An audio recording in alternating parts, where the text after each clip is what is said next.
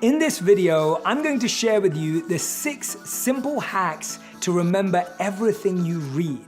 Now, we all want to read more, we all want to learn more information, but we also want to put it into practice. And when we remember what we read, we can actually start to experience those benefits. Now, I didn't always love reading. When I was growing up, I used to love playing video games, I used to love playing sports, I used to like listening to music and maybe playing around with a few instruments when I could, but I didn't always love reading. And now I realize it's because I was always exposed to lots of fiction books. At school, we were taught to read fiction books. At college, it was all about fiction books. And I realized for me, I really gravitated towards non-fiction books, autobiographies, biographies, and self-help books. I grew up in a house where my father was either reading the Bhagavad Gita, a book by Deepak Chopra, Jim Rohn, or Tony Robbins, and so I was surrounded by these wisdom books, and that's where I found my love for reading, learning, and growing. One of the things I fell in love with about non-fiction books is that you didn't just read them, you could study them, you could analyze them, you could extrapolate lessons and practical action steps that would transform your life.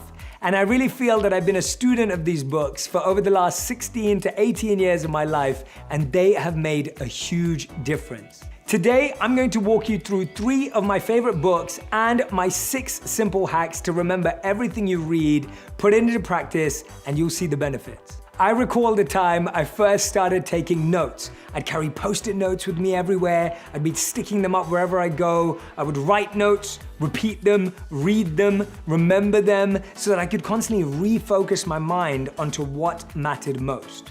So the first step is getting all of your study equipment. The amount of times I haven't taken notes because my mind has convinced me that I don't have the right pen, I don't have the right notebook, and all of a sudden now instead of reading, you're scrolling on social media.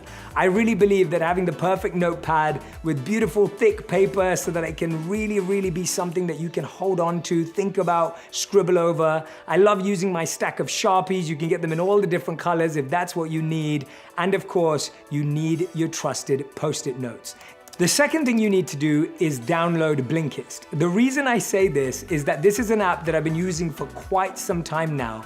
And in it, you have access to over 4,000 non-fiction books. There have been books that I've read in the past, and then I've typed them in and found that they're also on this app. What I love about this app is that it presents every book in what they call blinks, which are these short snippets so you can understand a book in less time before you dive in.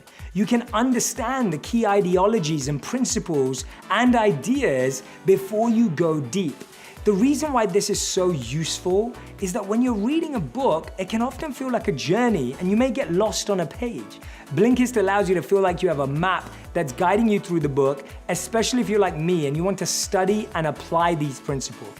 Once you've downloaded the app, you're ready to be introduced to my 3 favorite note-taking methodologies that I'm going to share with you now.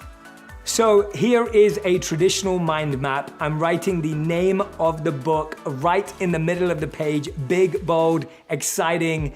Thinking Fast and Slow by one of my favorite authors, Daniel Kahneman. This is without a doubt one of my favorite books, and when I searched and found it on Blinkist, it made me even more happy to be able to dive back into this book that I read quite a while ago. Now, what I do from here is that Blinkist shows that this book has 11 blinks. Now, if you look at the real book, you'll actually find there are many more chapters, and some people may even find it overwhelming.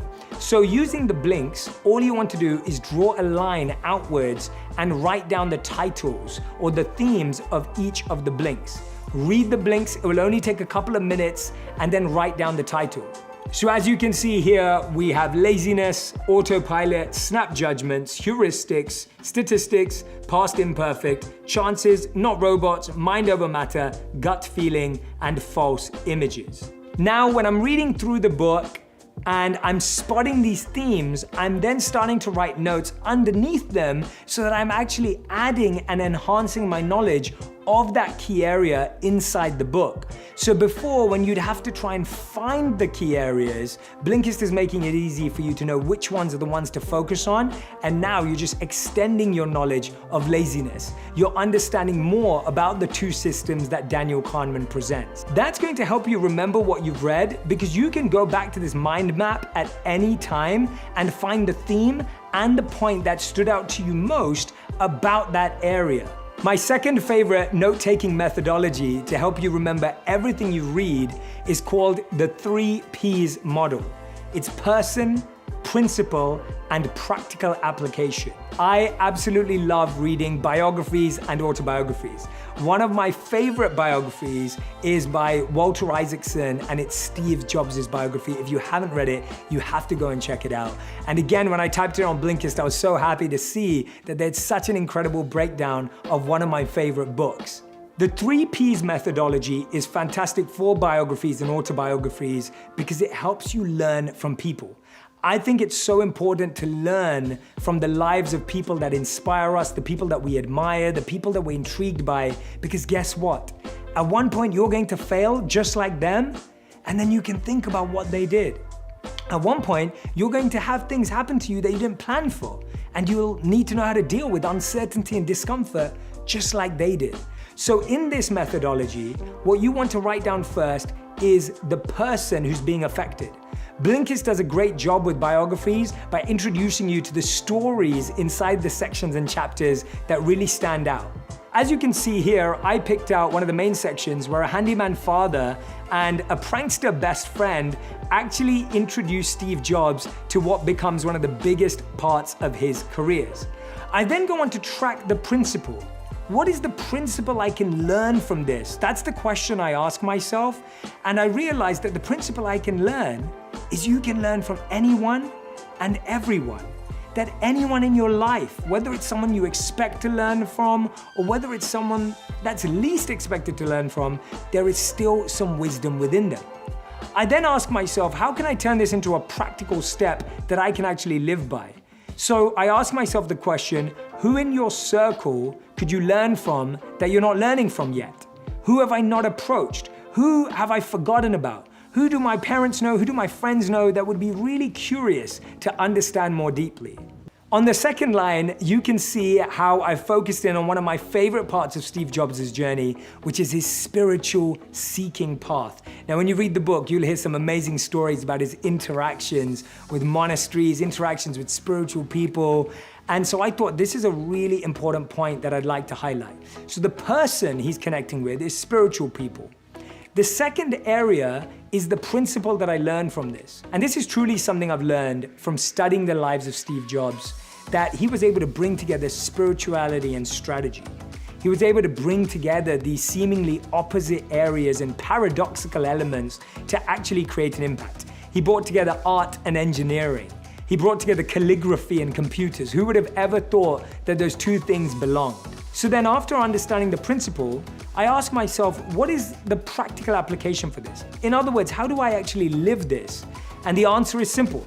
It's asking the question, how do I add spirituality to my work? Or how do I look at the opposite of what I think my work is about to find new inspiration? And on the final line, there's a story about Steve Jobs himself and how he discovered the name Apple when he was visiting a farm. This was such a revelation because we often wonder where these names come from. And when I discovered that by looking through the app, I was reading the section and I realized that the principle here was travel, being able to explore new things. Now, when we hear about travel, we often think we have to go somewhere exotic, somewhere far, somewhere where we can discover a new culture, a new tribe, a new language. Steve Jobs found the name at an apple farm. So the practical application is looking on the map of your area, maybe even just randomly taking a Sharpie and picking a point and going, where's somewhere near me that I haven't visited yet? My wife and I did this recently where we went to a place called Temecula. Now, when I told my family and friends in the LA area that I was going to Temecula, they were like, why are you going to Temecula? Supposedly they didn't know why anyone would visit there. Me and my wife and our friends that we went with had the best time. We e-biked around for around 2 hours, we went to an olive oil tasting, and even went on a hot air balloon ride. It was an amazing experience, and it was only an hour-and-a-half drive away from where we live. And who would have thought that we discovered something new there? That's how I turn a person's experience into a principle and into a practical application. I then write the practical application onto Post-it notes and stick them at different places around my home so that I can remember what I've read and put it into practice in my life. And that's what you'll find. When what you read transforms the way you live, you're truly remembering it. It's not just a mental activity of memory. It's a thing about your energy. It's how you're actually living that matters. The final methodology on how to remember everything you've read is almost like a SWOT analysis, a strengths and opportunities analysis.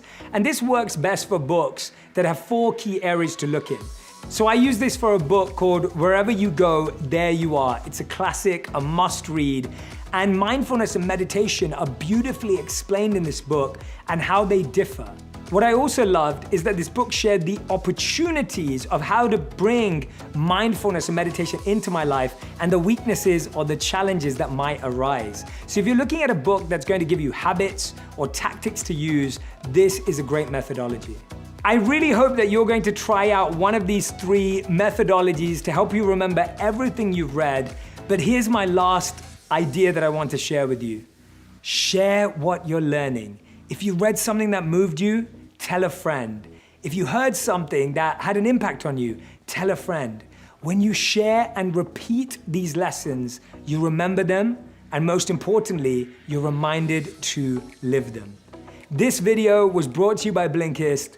Right now, Blinkist has a special offer just for our audience. Go to Blinkist.com/JShetty to start your free 7-day trial and get 25% off a Blinkist premium membership. That's Blinkist, spelled Blinkist.com/JShetty to get a 25% off and a 7-day free trial. And I'm so excited for you to remember everything you read.